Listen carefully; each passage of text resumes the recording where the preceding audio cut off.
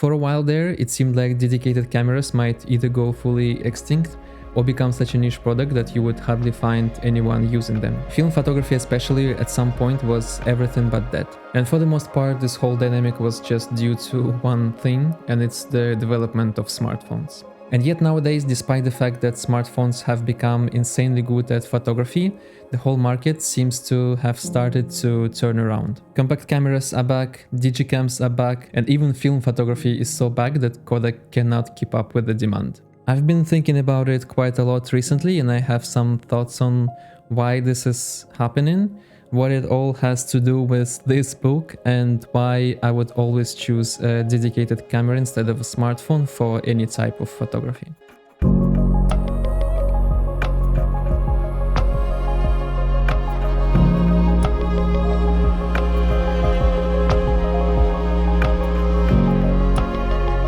I've been reading this book recently, Zen and the Art of Motorcycle Maintenance by Robert Pirsig. I hope I pronounced this surname correctly.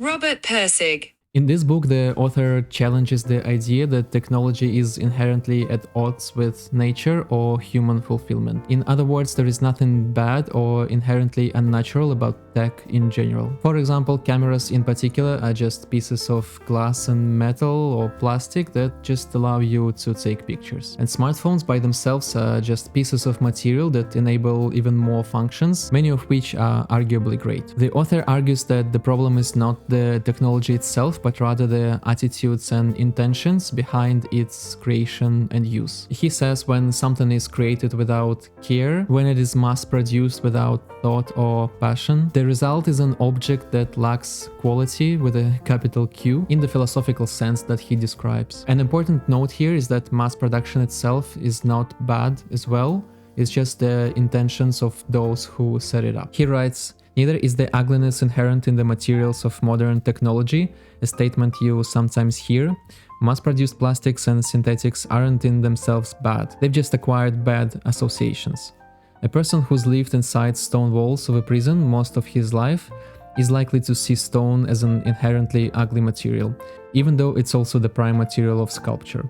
And the person who's lived in a prison of ugly plastic technology that started with his childhood toys and continues through a lifetime of junky consumer products is likely to see this material as inherently ugly. But the real ugliness of modern technology isn't found in any material or shape or act or product. It's our habit of assigning quality to subjects or objects that gives this impression."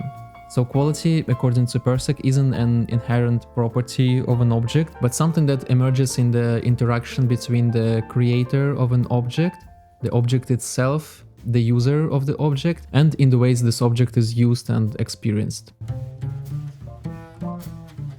Now let's try to apply this view on both cameras and smartphones. A camera is usually designed with the sole purpose of capturing images, and because of that, it kinda embodies this purity of intention. And you can often feel that people who create these cameras, engineers who are passionate about optics, sensors, and craftsmanship, do so not only as a means to maximize their profit or engagement, but out of a deeper appreciation of art and science of photography. In many cases, companies that produce cameras like Fujifilm, Zeiss, or Leica have other bigger or more profitable divisions. Like Fujifilm actually earns only 16% of its revenue from consumer cameras, and Zeiss about 15% of revenue from consumer markets. But they continue to produce cameras and camera gear, even when sometimes it is not a straightforward connection between doing so and profitability. So sometimes it doesn't go directly with pure economic incentives in theory. And this passion and purpose are sometimes embedded in the product itself. And of course, it's not like these companies necessarily lose money on cameras or lenses. They usually don't. And of course, they're still corporations, so the economic incentive will always be there. But we could still argue that there are still opportunities to either invest money in something more profitable or cut costs so much that we would end up with just one camera and one lens from each company, but we usually don't. Because of this, when you use a dedicated camera, you engage with something that was built with creative spirit and was intended to be used in a creative way in the first place.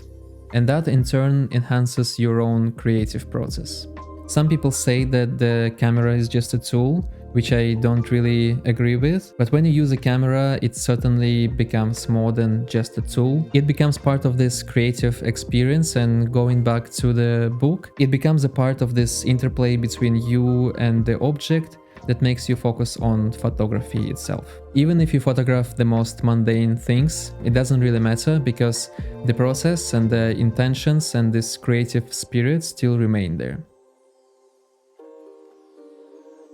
In contrast, using a smartphone for photography is a completely different experience, in my opinion. While modern smartphones are technically advanced and you can technically take amazing pictures with them, they are designed with very different intentions in the first place. Unlike a dedicated camera, which kinda encourages a more mindful and slow creation and experimentation, a smartphone is engineered to be more of a general purpose device. But what's even worse, I think, is that smartphones are meticulously optimized to capture attention and keep you engaged no matter what. And more often than not, rather than creativity, it's more about mindless consumption that usually squeezes energy out of you. When you take a picture with your phone, it is very difficult to separate the act of photography from all the distractions that this device was designed to facilitate. Social media, news, notifications, and all the usual digital noise. And over time you build associations with the device that have little to do with creativity and more to do with general distraction, anxiety, and addictive engagement. And photography, instead of being a deliberate and enjoyable act, can quickly become just another fleeting and mindless moment in this endless stream of consumption. So I feel like Persig's idea of quality with the capital Q is deeply relevant here. A camera designed with purpose and used with intention allows you to experience photography as a high quality activity, something that fosters general creativity, focus, and joy. A smartphone, on the other hand, diminishes this quality by turning photography into just another function of many, and in a way kinda stripping it of depth and meaning. Not always and not for everyone, but just more often than not. So in the end, the main difference between using a dedicated camera or a smartphone for photography isn't really about image quality or technical specifications. It's more about the mindset and the long-term relationship that you build with photography itself. So in general, when tools are built without real passion or real understanding of their purpose, they lose this sense of quality. And that's why I believe a smartphone camera, no matter how advanced, can never replace all aspects and the full experience of using a dedicated camera. This whole idea doesn't also just apply to cameras. I think it extends to many single-purpose devices. In an age where smartphones and tablets are designed to do pretty much everything, there is a tendency by corporations to view single-use devices as something completely unnecessary or even obsolete. But single-purpose devices often carry a level of craftsmanship, intention, and quality that multi-purpose devices just usually don't. A dedicated music player, for instance, is designed purely for the best listening experience, just like many cameras are designed for a more tactile, mindful, and deliberate process of photography. So these objects in turn encourage a deeper connection between the user and the activity itself. And yet big tech companies today, especially those in the smartphone industry, are somehow intent on eliminating this kinds of objects. I feel like they push an all-in-one philosophy where everything is collapsed into a single device,